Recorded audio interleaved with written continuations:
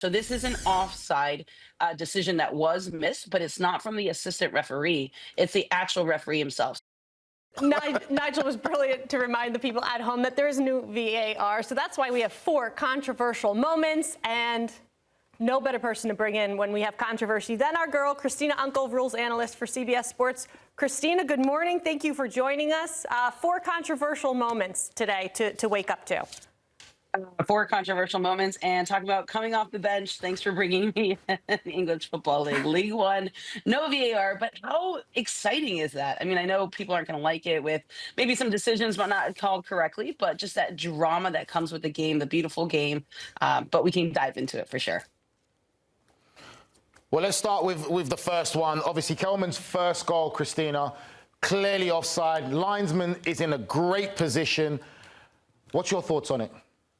Yeah, Nigel, one of the things that you were talking about is, as we look here, right, the ball gets distributed out. Now, this is where we talk about nuances. Did that attacker right there, did he go on and have that second deflection and that second header onto the player who ended up scoring the goal, who appears to be in an offside position? That is the ultimate question that's being asked here. This angle and the other angle that we had seen aren't very decisive. It's the reverse camera angle, this one exactly, that lets you see that there is in fact contact and a change of direction. And the reason I emphasize this is because assistant referees in a great position, can see the play, knows the position. The only piece of information he needs is from the center referee himself as to whether or not there was a touch, and it was the slightest of touches, but there was a touch. So this is an offside decision that was missed, but it's not from the assistant referee. It's the actual referee himself. So when we're talking about communication between referees and assistant referees, me as a center referee, I would have had to communicate to my assistant referee.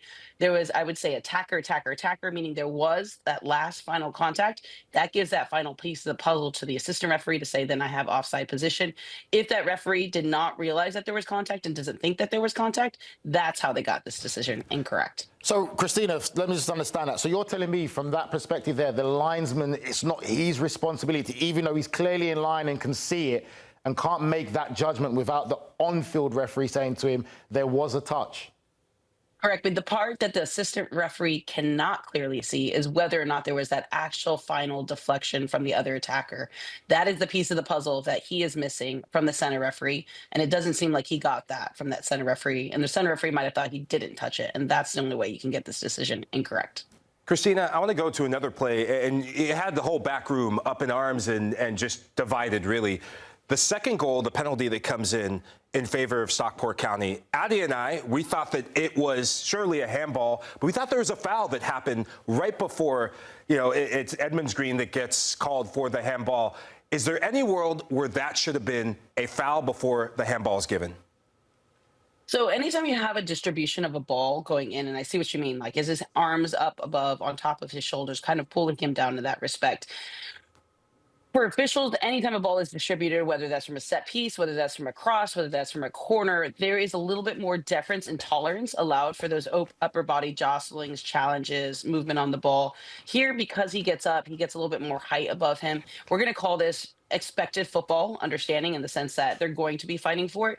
It doesn't rise to the level of what we would want to call for a penalty, a free kick coming out. So here I'm okay with no foul prior to the handling offense, and I would think that this would be the expected decision for it to remain no foul, but a penalty for handling. Christina, just a quick one. If there was VAR in that and VAR gave the foul, would you be okay with that? Because he's impeding defender from being able to jump. I just wanted to make sure of that. Yeah, if the referee had not called a foul, we would request that the VAR not recommend a foul in this play. We would recommend that the VAR not intervene, because that is over refereeing from the overhand stand, because that's not a clear and obvious error. So we would actually not want VAR involved in this sequence whatsoever. I just want to go on record. I didn't think it was a foul neither, so I'm just saying that. I didn't. So think it's just, I'm just it's just you by yourself. Don't put me in with you. So that's twice now. I'm getting dogged down. I'm just saying. I'm just saying. Twice now. Okay, I'm coming for you too, Addie. I'm just saying. I would think a proper English footballer would never want that. Come on, you already know. Come on, no foul. You already know. All right, so we're going to talk about the third incident, the incident on Kelman in regards to where a penalty wasn't given. So again, I thought it was a penalty. I think Nigel said it was not a penalty. It's soft. But if you see the way, so you see Kelman go in, he cuts back, and for me, clearly the defender swipes his leg, and I think the referee's in a good position and doesn't give it. What's your take on it?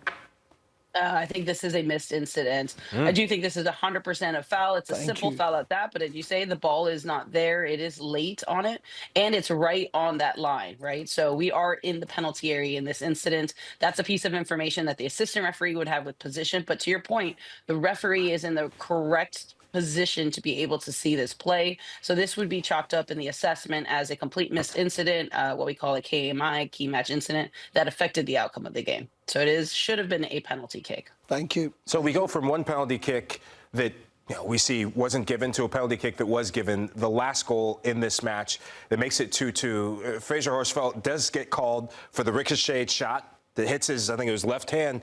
But Christina, looking at the details of it, when the ball comes in, I mean, is that a natural position that the defender is in? Because where is he supposed to put his arm? You know, we talk about clear and obvious. We talk about natural positions. Did they get this right? Yeah, so they did get this correct, and here's the reason why. As you see his left arm, and we talk about, is it justifiable in the context of this play? He's lunging, he's reaching, he's going to naturally have his left arm come out to embrace him. However, once he gets to shoulder height and above, that is where the deference to that defender goes down. And then you add in the context and the layer that it's a shot on goal, that then definitely pushes this over to wanting it to be a penalty kick. So once your arms are shoulder level and above, you're starting to lose credibility as to an argument as to it being justifiable in the context of play and a shot on goal. Both of those push it into a penalty easily. So, Christina, obviously we just watched referees referee this game without no VAR. I would like to know, what mark would you give this refereeing team today on their performance? Oh, that is a good question. Because we still have the 2 penalties correct, 1 penalty incorrect. You guys would be surprised to know you could have a 99% accuracy in a game, but if you have one decision that can affect the outcome of the game, that is considered a failure for an official. So we are held to the level of almost perfection when it comes to key match incidents or critical match incidents. So because there is a missed penalty that did affect the outcome of the game, this would technically be considered a failure, and therefore the assessment scores would be low. Obviously, additional education and learning, and because it was an expected penalty decision, meaning we weren't calling it difficult, yeah, this would unfortunately be a non-passing grade, and considerations into other matches at a lower level to get that refereeing skill set back up. So that means 2 out of 10 then? That's cool. That's most referees, though, isn't it? 2 out of 10. Thank you. That's most referees. You know what I'm saying? Uncle, thank you so very much. I bet you didn't know when you woke up this morning you were waking up to four controversies, but here they are. I know. I need my coffee still, but I'm glad I got the run in. We'll talk to you later. Thanks so much.